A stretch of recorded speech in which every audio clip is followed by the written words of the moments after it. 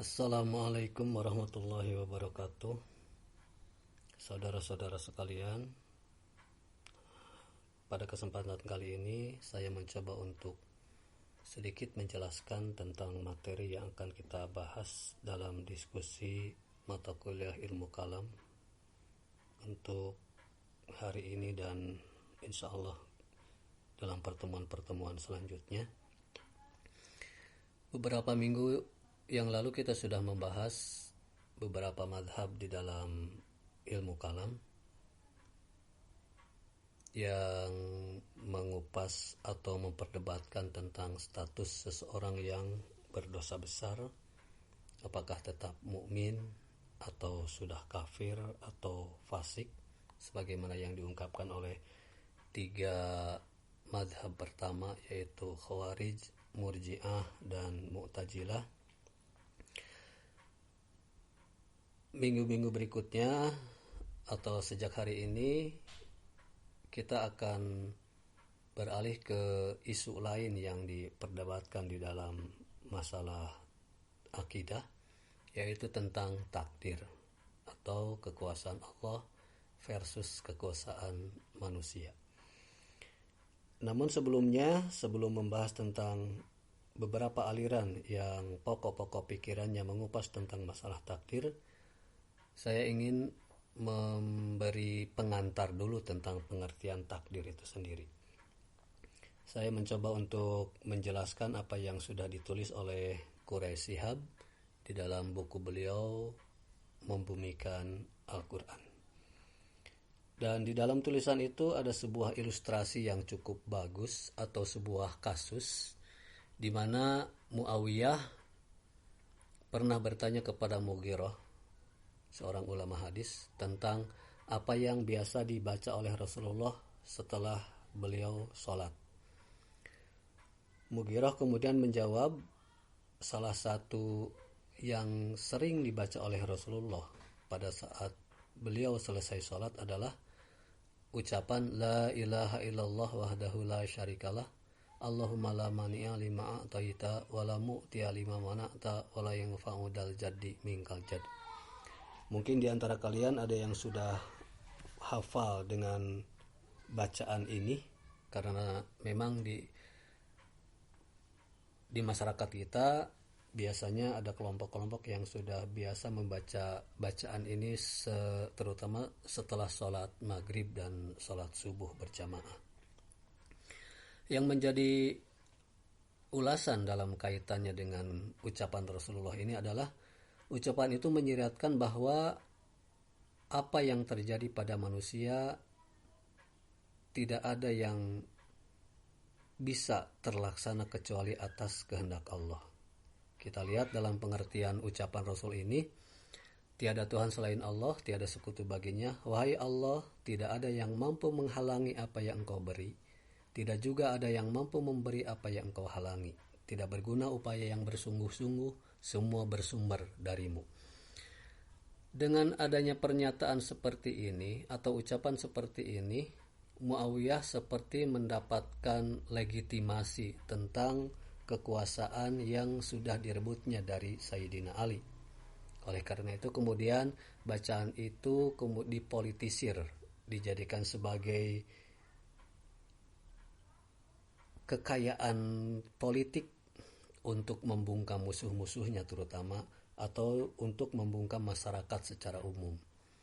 Dari politisasi ayat-ayat itu di mana Muawiyah berkehendak bahwa kekuasaannya itu tidak mungkin dicapai kalau bukan takdir Allah, dan oleh karenanya kemudian masyarakat tidak bisa protes atas kesewenang-wenangannya. Dengan kondisi yang seperti itu kemudian di masyarakat muslim saat itu muncul reaksi, terutama dari dua kubu yang saling berlawanan, yaitu kubu Jabariyah dan kubu Qadariyah. Jabariyah atau predestination dan Qadariyah atau free will. Masing-masing kubu mempertahankan argumentasinya berdasarkan Al-Quran yang sama. Kita ingat bahwa Al-Quran ayat-ayatnya menjadi salah satu faktor yang menyebabkan munculnya perbedaan pendapat di dalam masalah akidah atau di dalam masalah keyakinan di dalam Islam. Dan Jabariyah berargumen bahwa benar adanya apa yang dinyatakan oleh Muawiyah, bahwa didapatinya kekuasaan oleh Muawiyah bukan karena upaya-upaya yang dilakukan oleh manusia, ataupun adapun upaya-upaya yang dilakukan oleh manusia atau Muawiyah sendiri itu tidak akan berhasil tanpa dikehendaki oleh Allah. Oleh karenanya kekuasaan yang digenggam oleh Muawiyah itu semata-mata adalah kekuasaan yang diberikan oleh Allah Subhanahu wa taala. Mereka kemudian menguatkan argumennya dengan mengusung beberapa ayat Al-Qur'an, di antaranya Quran surat As-Saffat ayat 96, wallahu khalaqakum wa ma ta'malun. Allah yang menciptakan kamu dan apa yang kamu lakukan. Dari ayat ini secara tersurat kita bisa mengatakan bahwa apa yang kita lakukan, termasuk apa yang sedang saya bicarakan hari ini, itu semua bisa berlangsung dengan ketentuan-ketentuan dari Allah. Atau ayat 30 surat Al-Ihsan, wa ma tasyauna illa ayyasha Allah. Apa yang kamu kehendaki tidak dapat terlaksana kecuali dengan kehendak Allah. Kita punya cita-cita, kita punya keinginan, dan itu tidak akan terlaksana kalau tanpa kehendak Allah Subhanahu wa taala. Dengan begitu predestination atau Jabariyah menyepakati tentang apa yang diungkapkan oleh Muawiyah, bahwa kekuasaannya semata-mata hanya bisa diperoleh karena kehendak Allah. Kelompok yang berseberangan dengan Jabariyah, yaitu Qadariyah, mengatakan bahwa suksesi atau perebutan kekuasaan yang terjadi antara Ali dengan Muawiyah itu bukan takdir, la qadar menurut mereka. Karena suksesi itu dilakukan dengan kesadaran Muawiyah untuk memberontak terhadap Ali, melakukan perang Siffin, dan melakukan tindakan-tindakan kelicikan pada saat tahkim. Kalau semua itu kehendak Allah, atau kalau semua tindakan manusia itu merupakan kehendak Allah, lalu kenapa manusia harus dihukum gara-gara berdosa? Apakah berdosa dan berbuat iman juga bukan kehendak Allah misalnya? Jadi kalau seseorang kafir terhadap Allah, berbuat dosa lalu kemudian disiksa oleh Allah, itu tidak logis.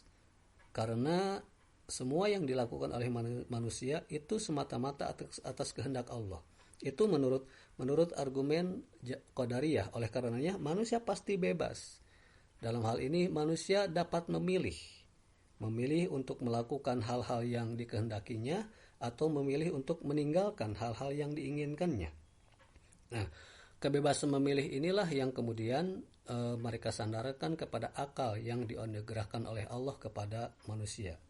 Karena akal itulah kemudian manusia diberikan atau dibebankan pertanggungjawaban atas segala tindakannya. Mereka antara lain berargumen dalam salah satu ayat Al-Quran, Quran surat Al-Kahfi ayat 29, "Faman syaa'a falyu'min wa man syaa'a falyakfur." Barang siapa yang hendak beriman silahkan beriman, dan barang siapa yang hendak kufur silahkan kufur. Artinya kita beriman hari ini atau kita menjadi muslim hari ini itu bukan karena takdir Allah, itu karena kebebasan kita untuk memilih mau iman atau mau kufur. Atau dalam hal lain misalnya Allah berfirman, innallaha la yughayyiru ma biqaumin hatta yughayyiru ma bi anfusihim. Allah tidak akan mengubah nasib suatu kelompok atau nasib suatu bangsa hatta yughayyiru ma bi anfusihim, sebelum manusia, masyarakat atau bangsa itu mengubah dirinya sendiri. Itu argumen-argumen yang diungkapkan oleh Qadariyah bahwa manusia memiliki kekuasaan atas segala kehendak dan tindakannya. Namun demikian, pada masa itu, paham takdir atau paham yang menyatakan bahwa segala sesuatunya sudah ditentukan oleh Allah meluas di kalangan masyarakat, karena didukung oleh penguasa untuk melanggengkan kekuasaannya dan dipersubur oleh keterbelakangan umat di segala bidang. Lalu, apa sebenarnya pengertian dari takdir itu sendiri? Quraisy mengungkapkan bahwa secara bahasa, takdir terambil dari kata qaddaro yang berarti ukuran, batasan, atau ketetapan. Salah satu ayat yang dapat memberikan pemahaman kepada kita tentang pengertian-pengertian secara bahasa itu, misalnya, wa khalaqa kulla syai'in faqaddarahu taqdira. Allah menciptakan segala sesuatu, lalu Dia menetapkan atasnya qadar atau ketetapan dengan sesempurna-sempurnanya. Atau kita bisa memahami misalnya ayat yang mengatakan innallaha ala kulli syai'in qadir. Sesungguhnya Allah maha berkuasa atas segala sesuatu, dalam pengertian Allah sudah menetapkan kemampuan seluruh makhluknya, sementara kemampuan atau kekuasaan Allah sendiri tanpa batas. Oleh karenanya kemudian Allah maha kuasa, karena yang lain memiliki batasan-batasan kekuasaan. Allah menetapkan batasan-batasan bagi setiap makhluknya. Bentuk tubuh misalnya bagi manusia dan hewan yang berbeda, atau jenis kelamin yang berbeda antara laki-laki dan perempuan, antara jantan dan betina, dan segala hal yang terkait dengan apa yang diciptakan oleh Allah itu memiliki batasan-batasan. Manusia sekalipun merasa merupakan makhluk yang paling sempurna, mereka tidak memiliki sayap. Mereka tidak dapat terbang seperti burung atau tidak dapat menyelam berlama-lama seperti seperti ikan, seperti itu. Tidak bisa berenang atau menyelam berlama-lama di air layaknya ikan. Kemudian manusia pun bisa lapar, sama hewan pun bisa lapar seperti itu. Dan apa yang terjadi pada benda-benda alam seperti matahari, bulan, dan lain sebagainya, itu semua ada ukuran-ukurannya. Masing-masing planet berputar pada porosnya dan itu sudah kehendak Allah. Masing-masing planet mengitari planet lainnya, atau gugusan Bima Sakti mengitari matahari pada jalan-jalan peredarannya atau garis-garis lintasnya, itu merupakan takdir-takdir Allah, dan tidak ada yang kemudian ujug-ujug mengubah takdir-takdir itu. Itu semua atas ketetapan-ketetapan Allah. Atau misalnya ketika matahari terik, maka bintik-bintik atau bulir-bulir air akan tertarik ke atas, menguap. Kemudian uap air itu akan berkumpul menjadi awan, dan awan kemudian ketika tersapu angin akan menjadi hujan. Dan hujan pun kemudian tidak ujug-ujug tamplok seluruh air yang ada di alam, tapi karena takdir Allah juga kita memiliki pelindung yang berupa atmosfer, sehingga kemudian hujan bisa turun secara atau dalam ukuran yang sangat kecil dan tidak membahayakan makhluk-makhluk yang ada di bumi. Itu semua adalah takdir-takdir Allah.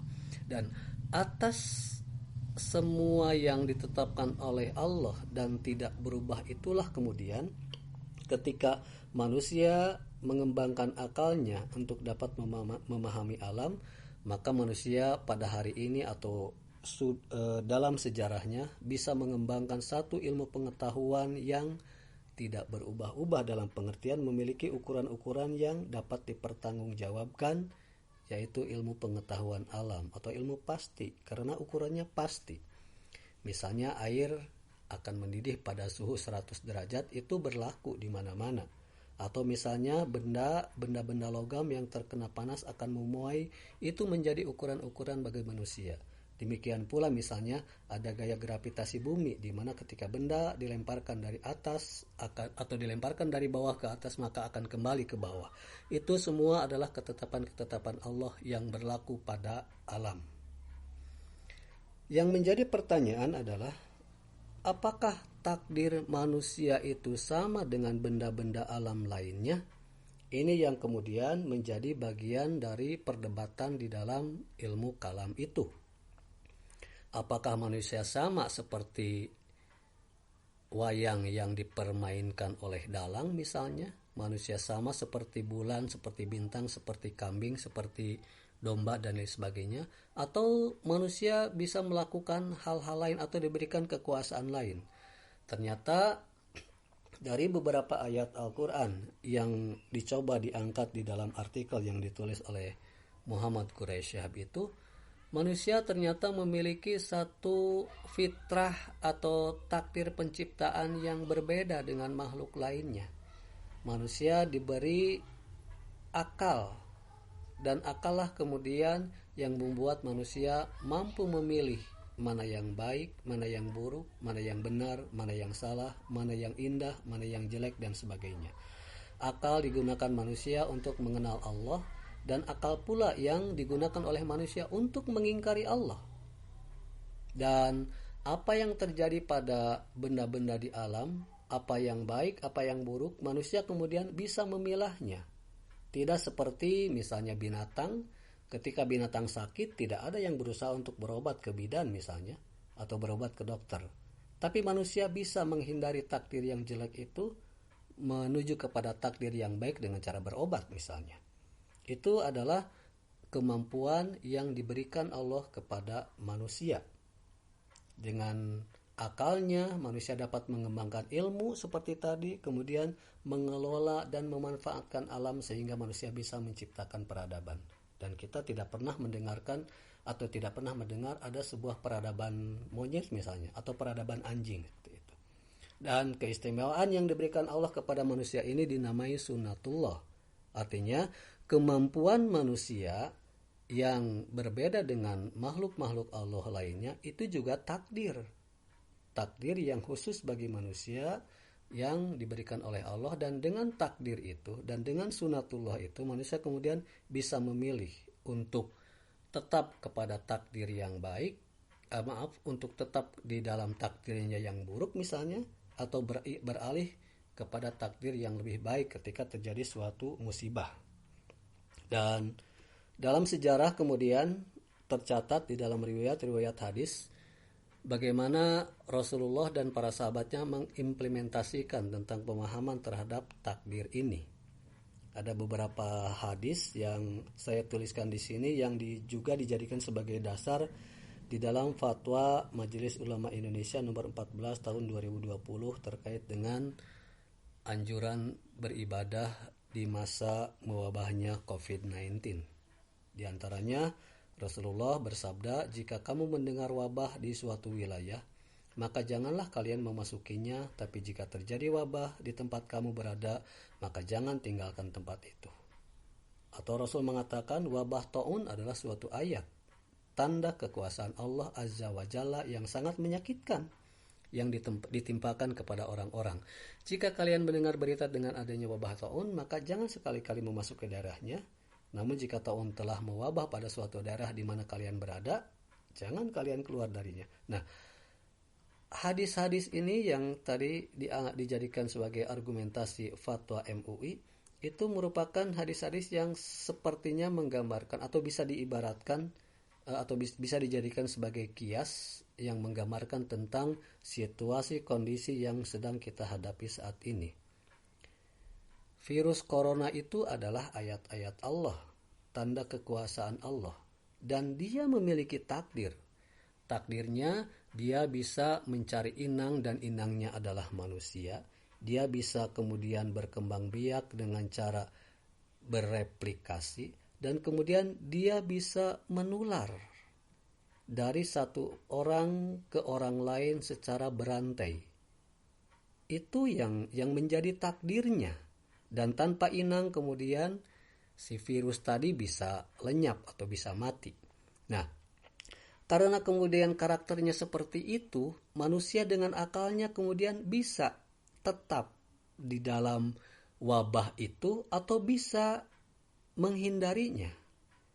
Kebijakan yang diambil oleh dunia atau pemerintah hari ini dengan PSBB atau pembatasan sosial berskala besar atau yang kita kenal dengan social distancing, itu merupakan upaya yang dilakukan oleh manusia secara sadar berdasarkan akal pikirannya bahwa takdir virus itu sudah seperti itu dan manusia bisa memilih untuk tetap di dalam wabah itu atau menghentikan wabah itu.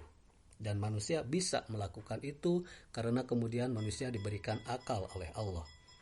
Namun tidak karena manusia memiliki akal kemudian manusia bisa melampaui kekuasaan Allah. Karena atas takdir Allah juga kemampuan akal manusia itu memiliki batasan-batasan.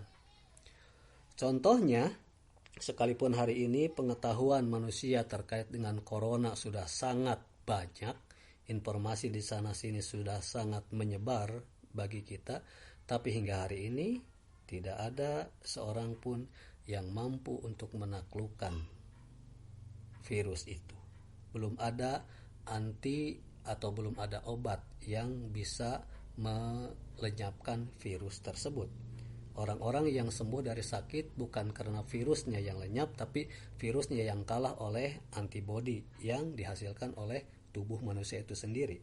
Dan untuk masalah imunitas atau zat antibodi yang kita miliki saja, tidak ada manusia yang kemudian dapat merekayasa dengan akalnya. Kita hanya berikhtiar untuk misalnya mempertahankan vitalitas tubuh dengan mengkonsumsi makanan yang sehat, atau misalnya dengan obat-obatan sehingga vitalitas tubuh manusia yang katakanlah sudah terkena virus bisa menjadi kuat sehingga dalam 7-14 hari virusnya bisa kalah oleh zat antibodinya. Dan siapa yang dapat mengukur tentang kemampuan zat antibodi seseorang? Tidak ada yang tiba-tiba bisa menumbuhkan, atau akal manusia atau dokter sekalipun tidak bisa kemudian mengupayakan agar antibodi seseorang bisa kuat, bisa tetap bertahan, kecuali dengan bantuan adanya obat-obatan atau adanya sikap-sikap hidup sehat misalnya seperti itu. Jadi hanya upaya-upaya yang bisa dilakukan dan Allah sendiri yang kemudian menumbuhkan atau melenyapkan kekuatan dari fisik kita melawan virus itu. Itu antara lain yang dapat dipahami dari artikel yang berjudul Takdir yang sudah saya kutipkan untuk presentasi kali ini.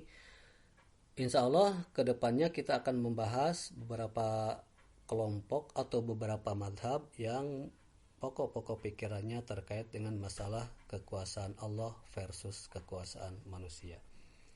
Terima kasih atas kehadirannya. Mohon maaf atas segala kekurangannya. Selamat melanjutkan ibadah puasanya. Mudah-mudahan puasa kita diterima oleh Allah Subhanahu wa taala. Billahi taufiq wal hidayah. Wassalamualaikum warahmatullahi wabarakatuh.